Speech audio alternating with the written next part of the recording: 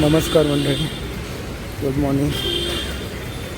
आता तुम्हाला एक गोष्ट सांगणार आहे की रिअलिस्टिक आहे आणि मुंबईकरांच्या लाईफची गोष्ट पण आहे. हा समोर दिसतोय तो एल्फिस्टन ब्रिज. 125 वर्ष पूर्ण झाली या ब्रिजला. ब्रिज तोडायला घेतला आहे, खूप जुना आहे, नवीन ब्रिज बांधायचा आहे. तो वस्तुस्थिती अशी आहे की जी पब्लिक चालली आहे त्यांना किती त्रास होतो आहे हे प्रत्येकाला माहिती. त्रास होऊनही लोक गपचूप का चालले आहेत. प्रत्येकावर जबाबदारी आहे. मला टायमावर ऑफिसला पोचायचं आहे.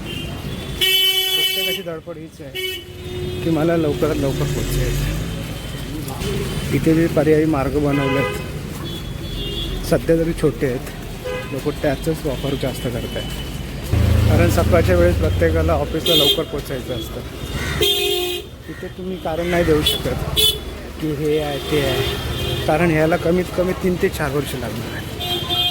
हा जुना ब्रिज. आता मी तुम्हाला दाखवतो आहे की रेल्वेवाल्याने पर्यायी पूल कसा बांधला आहे. हे बघा, हा जुनी वाट आहे, त्यातनं लोक अजूनही प्रवास करत आहेत. हे बघा ते ब्रिज, त्याचं बांधकाम चालू आहे. इकडनं तोडायला सुरुवात केली. पर्यायी मार्ग सध्या तरी हीच पर्यायी मार्ग आहे ज्यातनं लोक काढत आहेत वाट. आणि इथे कामगार वर्ग जास्त असल्यामुळे मोठमोठे कॉर्पोरेट ऑफिस याचे टॉवर दिसत आहेत. कामगार वर्ग जास्त आहे आणि सर्वच्या सर्व डिपेंड आपली लोकल ट्रेन यावरच आहेत मोस्ट ऑफ. त्यात हा पाऊस, का अवस्था होत असेल लोकांची. हे बघा, पब्लिकला होणारा त्रास. ही वाट आता बंद केली. कालपर्यंत चालू, आज बंद. म्हणजे लोकांनी काय करायचं. हे बघा इथे. दुसरं म्हणजे ही शेअर टॅक्सी.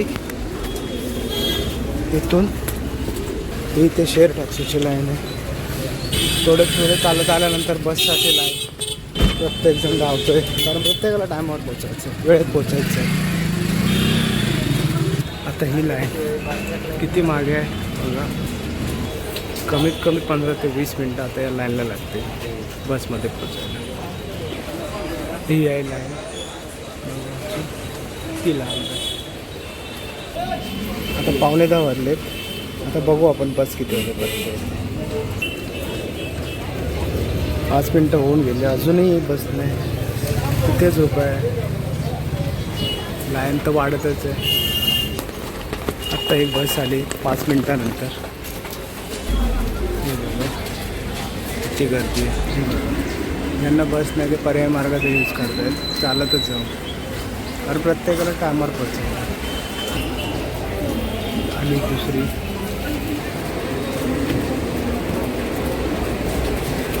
किती गर्दी आहे पाहू शकता तुम्ही. डबल लाईन उभं राहणार. किती वेळानंतर गाडी आली, 5 वेळ. गर्दी काही कमी नाही. आलेली बस. बघू कशाला जागा मिळाली, भरपूर झालं.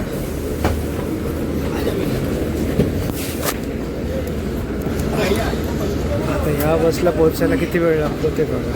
वाजले किती, 10 मिनटं, 5 मिनटं.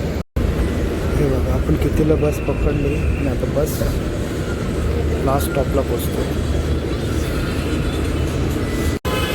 किती टफ रोजचं जीवन आहे प्रत्येकाचं. आणि मग ह्या जीवनाला लोक बोलतात मुंबईकराचं स्पिरिट. कसलं स्पिरिट हो. आणि त्याला काय जीवन म्हणतात.